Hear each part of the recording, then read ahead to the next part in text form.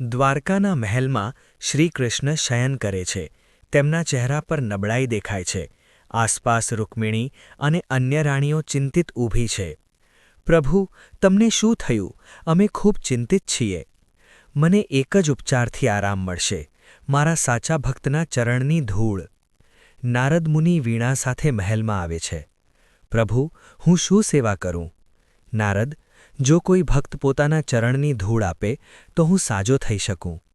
હું તરત જ ભક્તોને પૂછવા જાઉં. નારદ રાણીઓ પાસે વિનંતી કરે છે. કૃષ્ણને તમારા ચરણની ધૂળ જોઈએ. ભગવાનના માથા પર આપણા પગની ધૂળ, તે તો પાપ છે. અમે કેવી રીતે આપી શકીએ? નારદ નિરાશ થાય છે.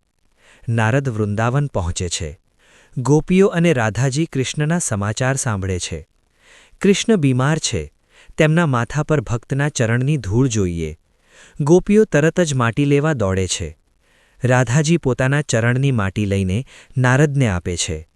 રાધે, ભગવાનના માથા પર ચરણની ધૂળ મૂકવાથી તમને નરક મળે. રાધા, જો મારા પ્રભુને આરામ મળે તો નરક પણ સ્વીકાર્ય છે. નારદ માટી લઈને દ્વારકા આવે છે. કૃષ્ણના માથા પર તે ધૂળ મૂકવામાં આવે છે અને કૃષ્ણ તરત જ સાજા થઈ જાય છે. સાચી ભક્તિ એ છે જ્યાં સ્વાર્થ નથી.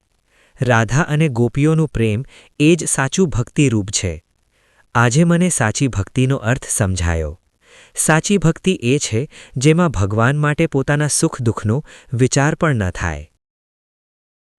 પાઠક સાહેબની આ યુટ્યુબ ચેનલને લાઇક અને સબસ્ક્રાઇબ કરવાનું ભૂલશો નહીં.